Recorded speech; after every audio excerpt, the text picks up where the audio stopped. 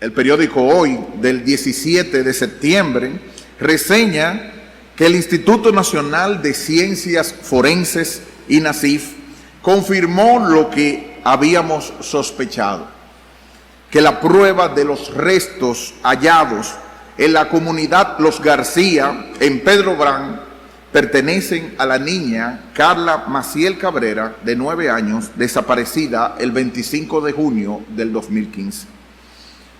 Un acusado del caso, Darwin Trinidad Infante, llevó a las autoridades al lugar donde él enterró el cuerpo e involucró a instituciones médicas con sus tráficos de órganos.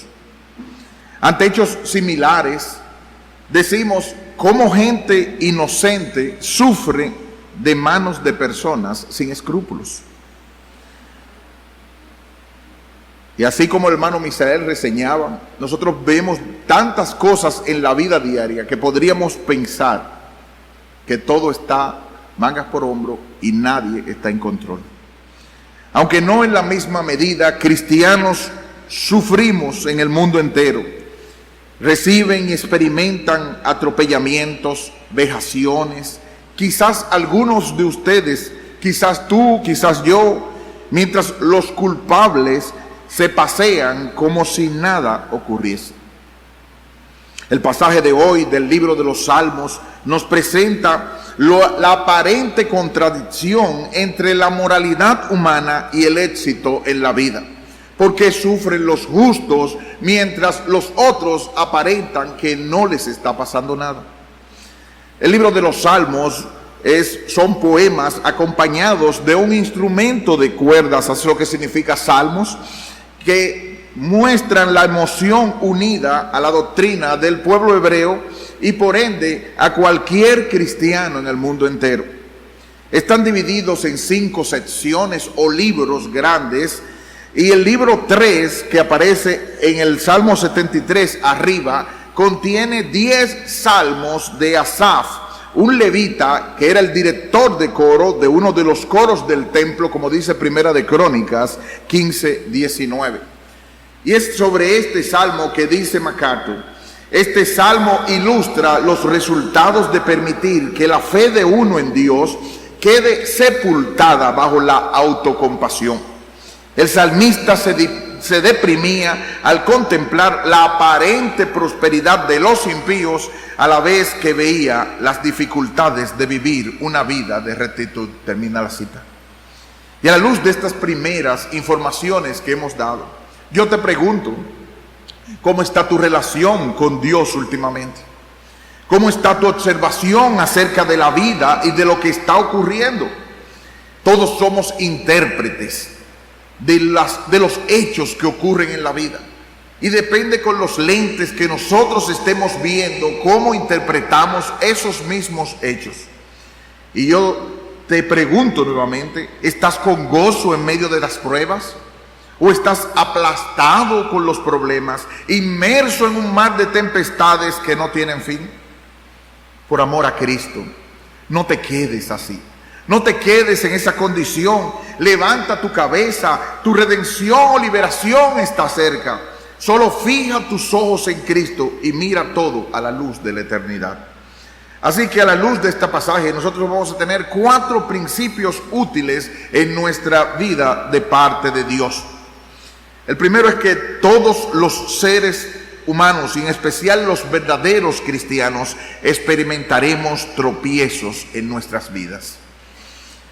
Todos los verdaderos cristianos experimentaremos tropiezos en nuestras vidas.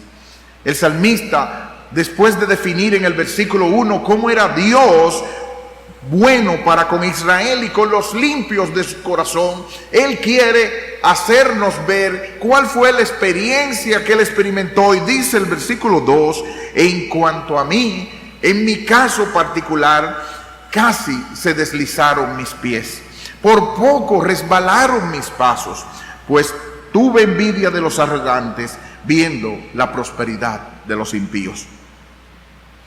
Habiendo declarado que Dios es bueno, en su caso particular, Asaf como dice la Biblia de las Américas, comentada, descendió peldaños alejándose de Dios. Qué triste cuando pasa en la vida de un ser humano, de un cristiano, que peldaño, que escalones tras escalones vayamos descendiendo de nuestra relación con Dios. Y el salmista quiere que notemos que es claro en él que ocurre que es un ser humano, que a un cristiano le puede ir de tal manera que esté descendiendo escalones tras escalones de la vida cristiana. Y él quiere que lo sepamos. Mira el versículo 2, el casi. Él quiere dar como si fuera ese énfasis, casi. Estuvieron a punto, como dice la Biblia de las Américas, de tropezar. Estuve a punto, casi, un pedacito de tropezar. Y como dice la Nueva Versión Internacional, yo estuve a punto de caer. Y en la mayoría de los casos, en este caso en particular, fue por algo provocado. ¿En qué lo vemos que es provocado? Ese casi literal, según la misma Biblia de las Américas, se puede traducir también: fueron hechos resbalar mis pasos. O sea, me hicieron, fue a pota, fue de maldad, me hicieron casi resbalar mis pasos. Había una intención, provocada o no. Y le preguntamos a Asaf, ¿qué fue lo que casi te hace resbalar? ¿Quién te puso agua de jabón? ¿Quién te puso, como en el término de los otros de los tiempos atrás, la lavaza, para que estuvieras haciendo malabares por no caerte? ¿Quién fue que te provocó? Asaf. Y él nos da la respuesta en el versículo 3. Los arrogantes viendo la prosperidad de los impíos. Esos, y solo esos, fueron los capaces de hacer que hicieran malabares con mi propia vida.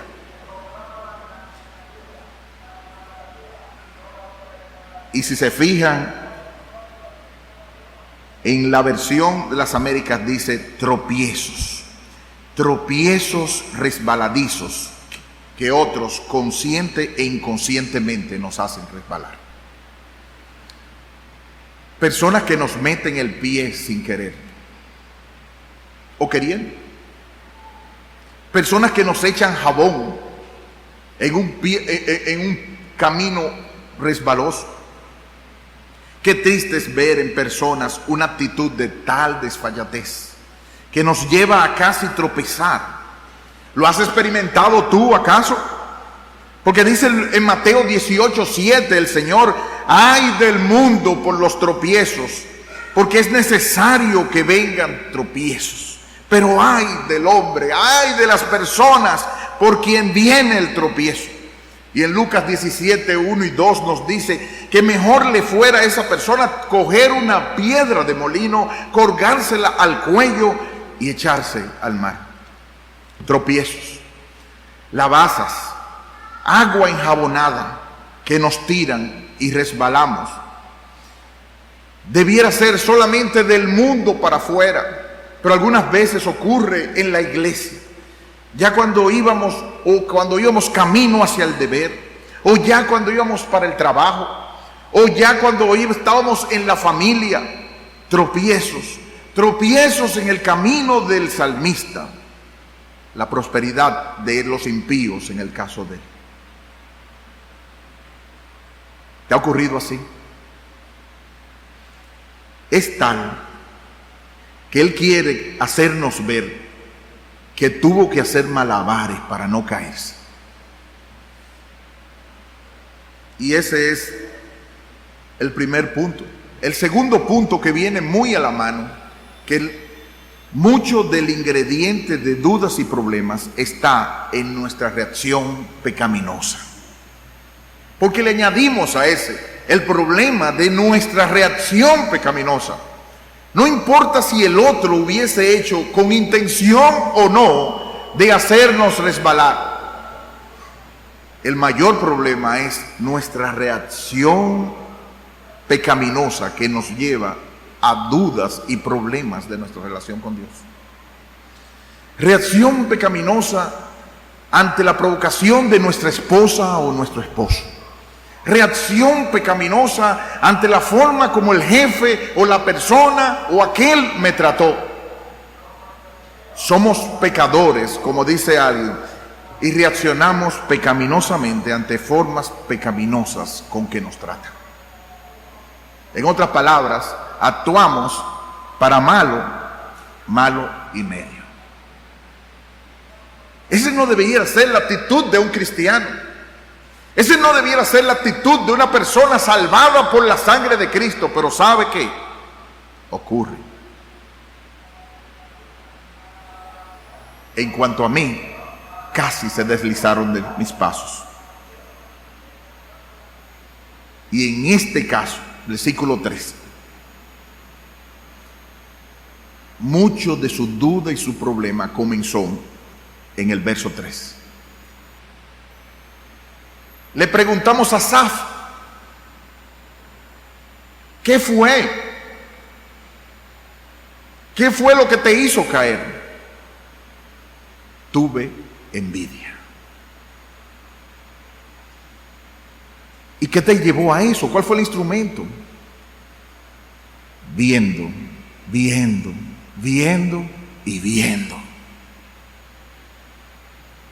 ¿Qué problema? Pensamientos pecaminosos. Muchas veces esa envidia, esa codicia se añade pensamientos pecaminosos, presupuestos, o sea, cosas que llevamos en nuestro modo de vida, erróneos de nuestra cosmovisión, como acostumbramos a ver la vida, o de nuestro entendimiento de la palabra de Dios. Pero además de eso, de maneras erróneas, como nosotros entendemos que deben hacerse las cosas o que deben funcionar las cosas, ya sea con nuestro esposo, con nuestra esposa, con nuestra familia o con lo que añádele a eso, el pecado remanente que hay en nosotros también. La testarudez de los alas, el pique de los mañones. Y añádele cualquier otro del apellido tuyo. Nuestro pecado, nuestra ociosidad, al no tomar la armadura de Dios, como dice en Efesios 6:13, para que podamos resistir en ese día malo y habiendo acabado todo, estar firmes.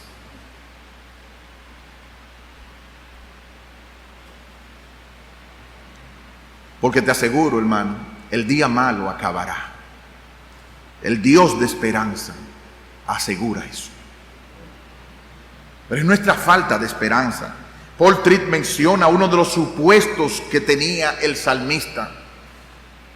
Y esos supuestos son lo que creía el pueblo de Dios en ese tiempo, pero era supuesto erróneo. Y él lo menciona. Dios es bueno, eso lo vemos en el versículo 1. Dios es bueno.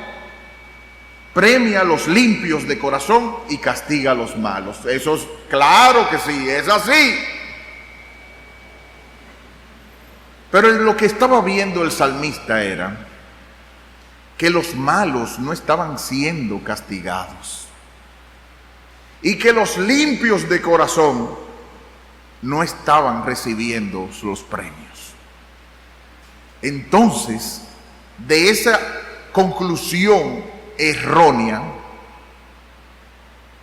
dijo, entonces Dios no es bueno. Miren qué fácil nosotros llevamos a la conclusión las cosas que estamos. Lo que suponemos es que Dios es bueno, premia a los limpios de corazón y castiga a los malos. Aparentemente sí, es eso. Yo estoy viendo que los malos están siendo premiados y los buenos castigados. Entonces, conclusión, Dios no es bueno. Es nuestro primer error entre eso. ¿Por qué aquellos que se oponen a Dios están en mejor situación que los que confían en Él? Este problema abrumaba al salmista de tal forma que casi pierde su fe en la bondad de Dios. Y qué triste es que un cristiano se vea en esas circunstancias unido a la reacción y la provocación de otra persona, pero unido a su pecado remanente y sus malos supuestos de la palabra de Dios. Sí, es verdad que Dios premia a los buenos. Sí, es verdad que Dios es bueno para con los limpios de corazón. Pero como vamos a ver al final, hay que ponerlo en la perspectiva del destino final de lo que va a ocurrir. Y Dios no deja de ser bueno. Tristemente, lo que nos pasa a todos, y en este caso el salmista en el versículo 3 nos queda y nos dice: viendo la prosperidad de los impíos, es lo que nosotros todos nos pasó cuando éramos chiquitos. Y nos sigue pasando. Cuando éramos pequeños, nos daban, cuando iban a repartir el plato de carne, y tan pronto arrojaban el plato en la carne que correspondía, ¿qué era lo que normalmente nosotros hacíamos? Mirar al plato del hermanito, a ver si le dieron más, para protestar. Nadie dice: qué bueno, me dieron tal plato, me concentro en él y me como. No, que va. Tuve envidia al observar, viendo la prosperidad de los impíos. Oye, en vez de reconocer, como el Salmo 103, los beneficios que Dios tenía para con él y practicar el contentamiento, y tú dirías: oye, pero lo que está a la vista no necesita espejuelos, y lo que está así de mal, hasta Dios lo ve, ¿cierto? Pero miró su plato y lo comparó con el otro. Versículos 13 y 14, vemos cómo en su amargura, al contemplar todo lo que va a venir, el detalle de los inconversos, dice: verdaderamente en vano he limpiado mi corazón y lavado mis manos en inocencia, pues he sido azotado todo el día y castigado todas las mañanas. Conclusión desafortunada. Porque como dice Paul Tripp, la mayoría de nosotros, la vida se trata de dónde y con quién tú buscas satisfacción. Todos somos soñadores, pero si tu corazón es capturado por tu sueño, ese sueño se convierte en tu definición de lo que es la vida y se transforma en una exigencia y luego una necesidad. Mientras más sueñas, comienzas a encender puestos en tu corazón, y Dios deja de ser quien te mostrara y te brindara esperanza y valor. Ya Dios no es más la fuente de tu gozo. La gloria de Dios deja de ser la cosa para la cual vives. El temor de Dios deja de ser la razón por la que haces todas las cosas. Tristemente, Dios ha sido reducido a ser un sistema de entrega. Tu Salvador se ha convertido en el Jesús de la tienda departamental. Si Él te da lo que tú quieres, tú le adoras y le sirves. ¡Ay, qué bonito! Pero si no lo hace, cuestionarás su bondad y su amor y tendrás poca motivación para ofrecerle tu vida. Dice Paul Tripp: creo que hay miles de cristianos en esta triste posición. Ha abandonado su primer amor. Termina la cita. El salmista Asaf, cuando comparó el plato, esperaba que Dios fuera el servicio de entrega de pizza para su vida. Quería que Dios fuera la tienda por departamentos que él necesitaba, que a él lo pusieran en buenas y que al otro lo pusieran en malas. El problema es que Dios no es un delivery, ni un genio de la lámpara mágica para hacer lo que nosotros queramos que Él haga. Y entonces, cuando pasan el compararse, comienza a describir 4 cosas que le está pasando al observar y detener a ver los impíos. Yo voy a nombrar breve para que los vean. Primero, él vio la prosperidad en los versículos 4 y 5. Cómo le estaba yendo bien. La Nueva Versión Internacional del versículo 4 dice: no están en tribulación de hombres, dice la Biblia de las Américas, no sufren, no les afectan los infortunios de los seres humanos. ¿Qué les pasa a los otros? A los que están de una manera tan arrogante, Asaf. No tienen ningún problema, no se le va la luz, no le pasa nada, ni gripe. Además de eso, según los versículos 6 y 7, sufren de soberbia y de violencia. Dice el versículo: la soberbia los corona. Los ojos se les saltan de gordura. Como dice la Biblia de las Américas, el orgullo es su collar. ¿Te has visto con los collares que se ponen las personas para observarse, ¿no? ¿Verdad? Y que mira, qué lindo. ¿Saben lo que esas personas lucen? El orgullo y la prepotencia. Están que revientan de malicia y hasta se les ve sus malas intenciones, dice la música. ¿Has visto tú personas como esa? Personas que no les pasa nada, personas arrogantes, arrolladoras, como si nada estuviera pasando. Además de eso, en los versículos 8 y 9, una manera de hablar burlona, como dueños de la tierra. Dice el versículo 8 y 9, se mofan y hablan con maldad de hacer violencia, hablan con altanería, ponen su boca contra el cielo y su lengua pasea la tierra. Además de eso, son presumidos. El versículos 10 y 11. Aparentemente, el pasaje se traduce en la Biblia de las Américas de una manera diferente y por eso se hace ver la intención, que es que el pueblo de Dios vuelve a este lugar y son extraídas por ellos las aguas de la abundancia. O sea que, en otras palabras, lo que quiere decir es que la gente acude a ellos y le cree todo lo que ellos dicen.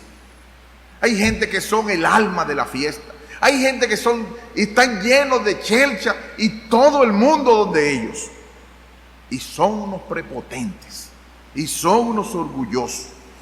Cuando tú te comparas, sin querer compararte, ves, como dice el versículo 12, he aquí, estos impíos, sin ser turbados del mundo, alcanzaron riquezas. Qué triste es cuando pasa eso. Y peor todavía, cuando ellos lo hacen insultando a Dios, como dice el versículo 11. ¿Qué sabe Dios? Yo creo que a un verdadero cristiano lo que más le duele es que hable así, con esa desfachatez de Dios, y aún así le esté yendo bien. A eso uno dice: ¿dónde está el rayo?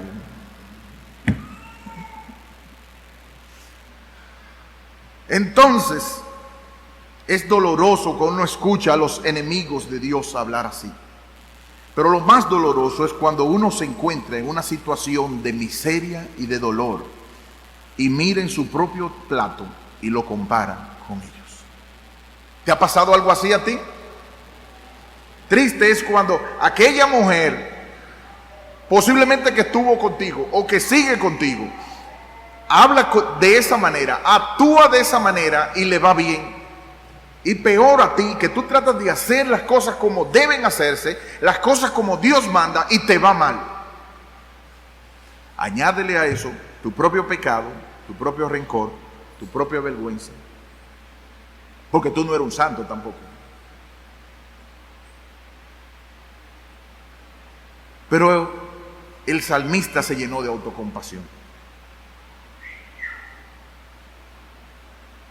Ellos sin afanarse, siempre desahogados, como dicen los jóvenes, chilling, cogiéndolo suave, sacando chivos en los exámenes, haciendo lo incorrecto, no estudian, no se fajan, se llevan el premio.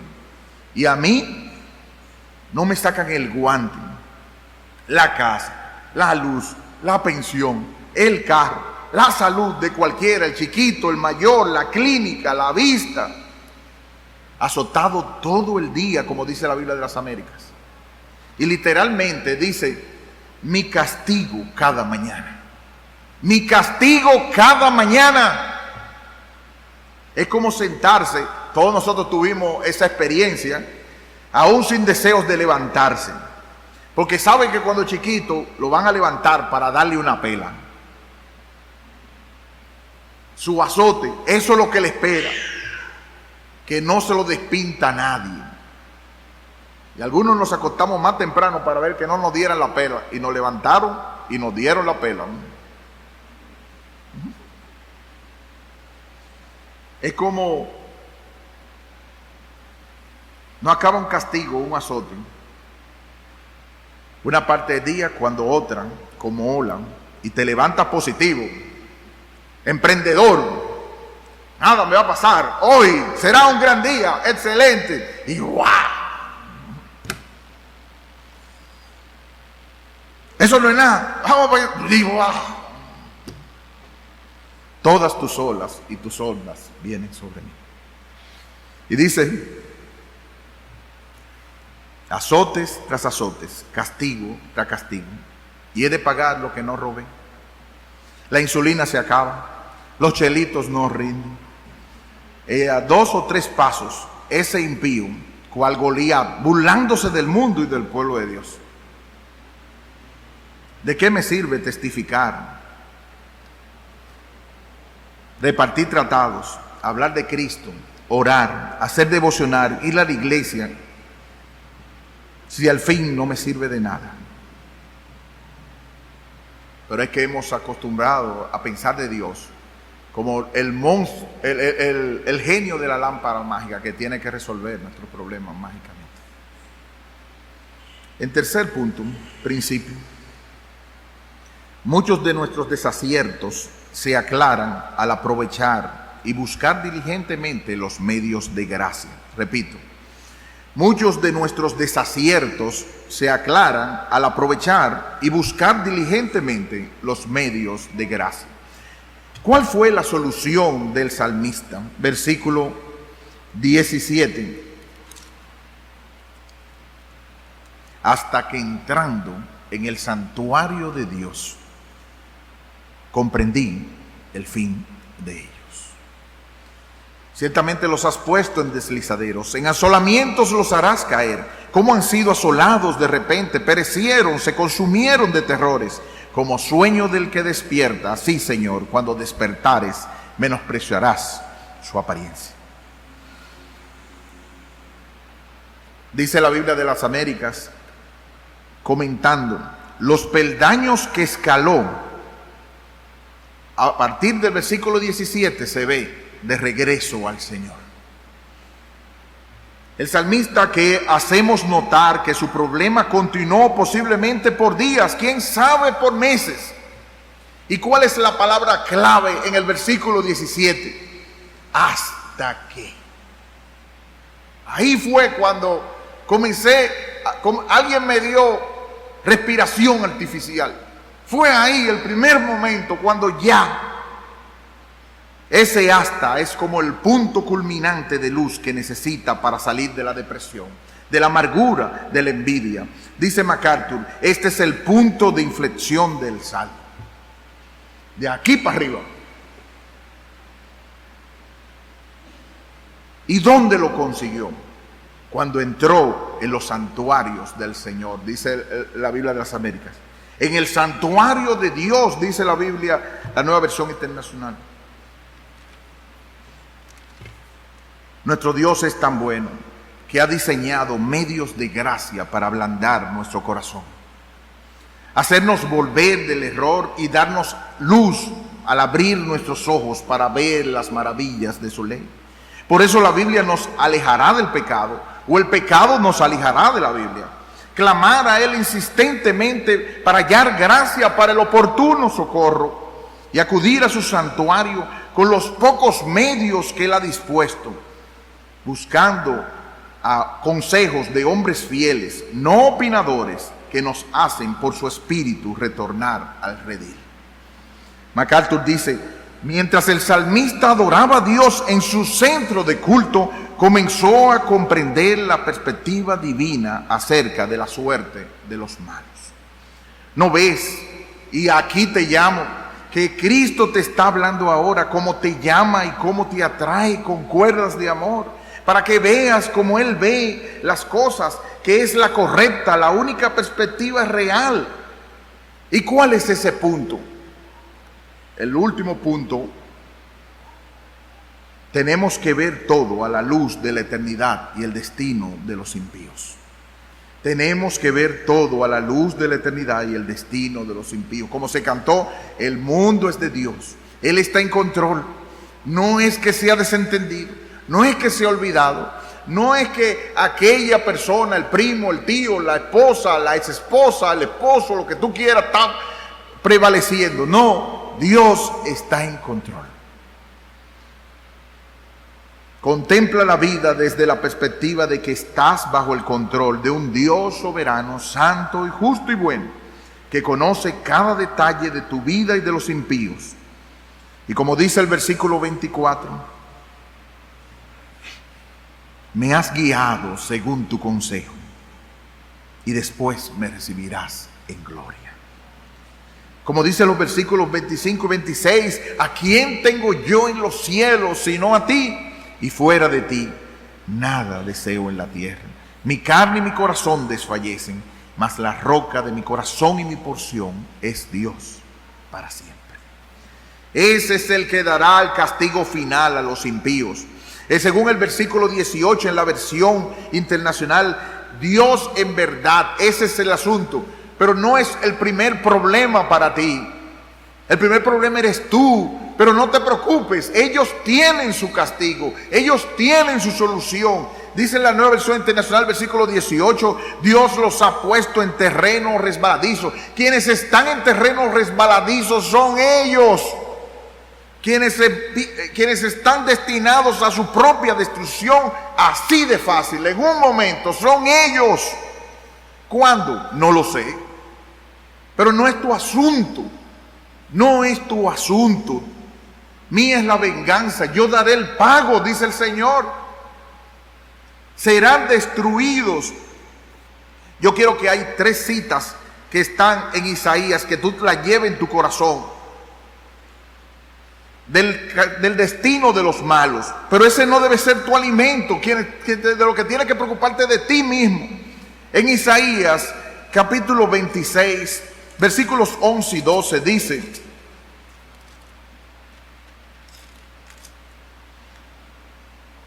Jehová, tu mano está alzada, pero ellos no ven. Verán al fin y se avergonzarán los que envidian a tu pueblo, y a tus enemigos fuego los consumirá. Jehová, tú nos darás paz, porque también hiciste en nosotros todas nuestras obras. Oh, hay una promesa segura. La mano de Dios está alzada para aplastarlos. Pero ellos no se están dando cuenta. Ellos están hablando como Pedro por su casa. Están andando como si fuera así. Están hablando con esa desfachatez. Ellos no lo están viendo, pero la mano del Señor está para aplastarlos en un minuto. Y como dice Isaías 3, versículos 10 y 11. Tú no lo estás viendo, pero decidle al justo que le irá bien, porque comerá el fruto de sus manos. ay del impío. Cuando la Biblia dice ay, créeselo de verdad, es ay del impío. Mal le irá, porque según las obras de sus manos le será pagado. Si no aquí le será pagado en la eternidad, pero le será pagado. Y si es un cristiano, ya Cristo pagó por él en la cruz del Calvario todo ese castigo, pero sus consecuencias muchas veces ocurrirán como un padre que disciplinará a sus hijos.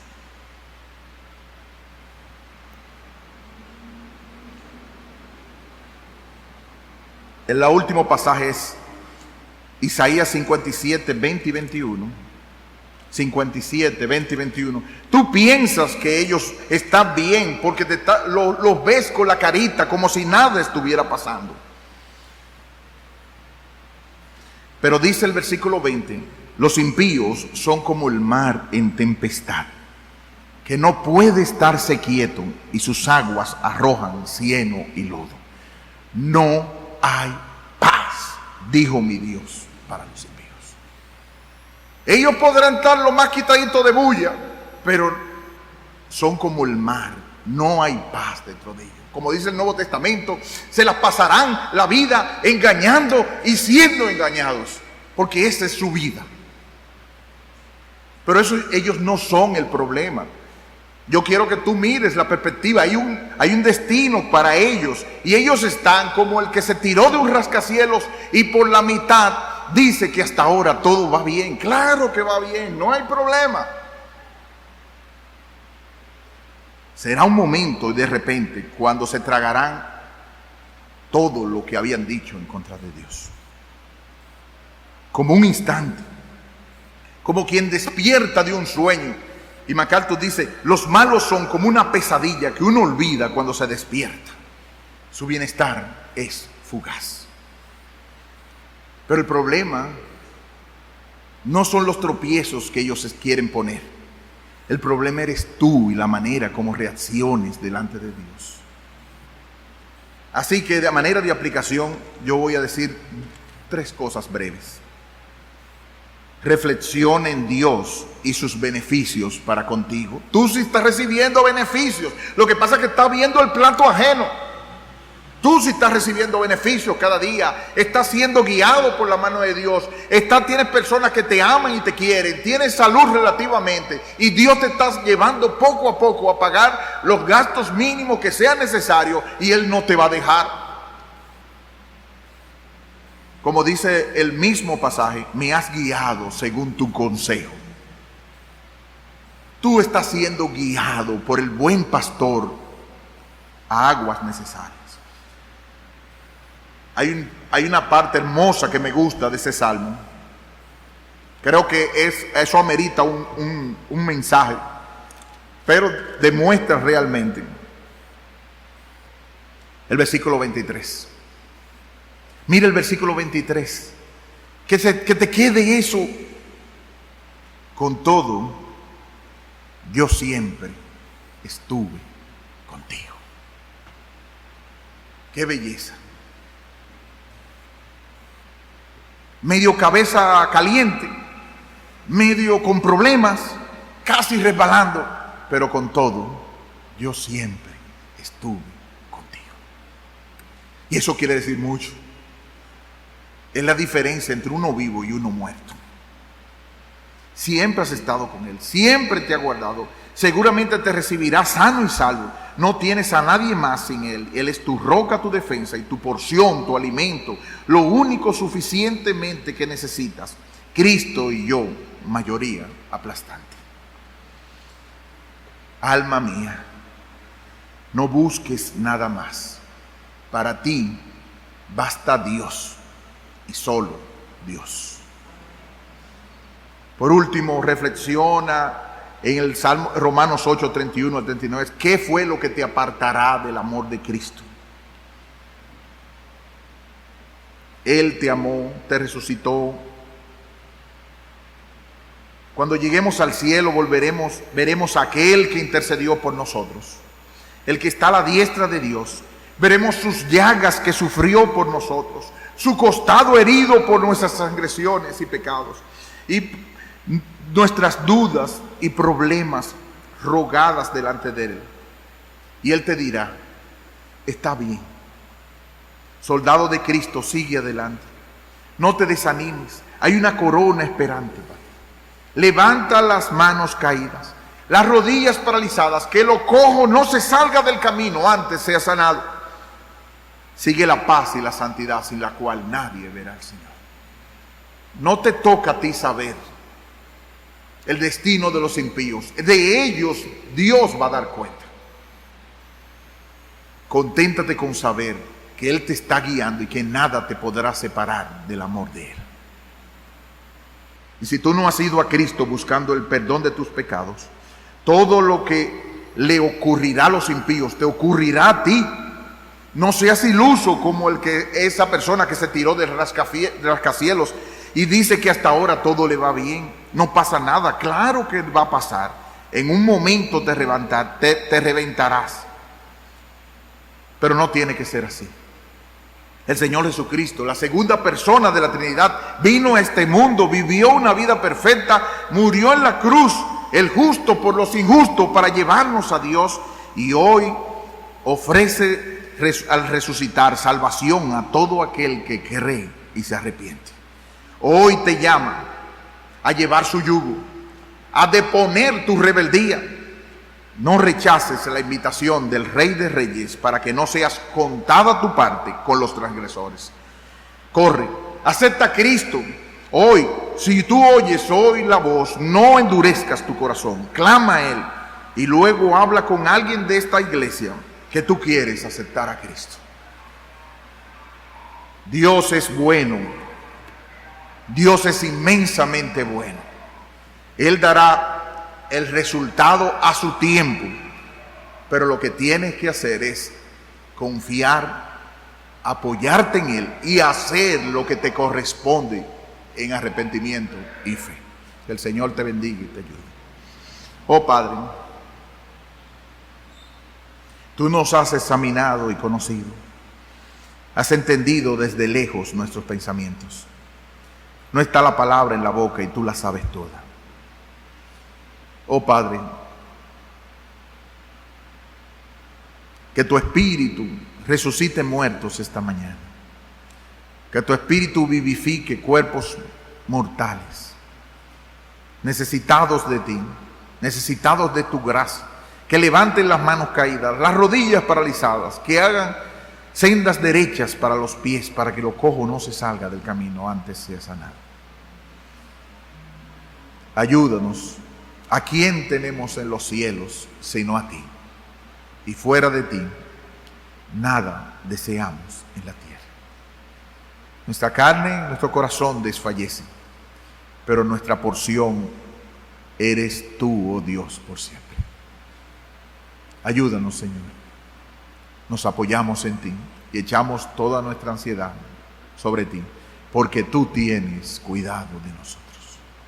En el nombre de Jesús.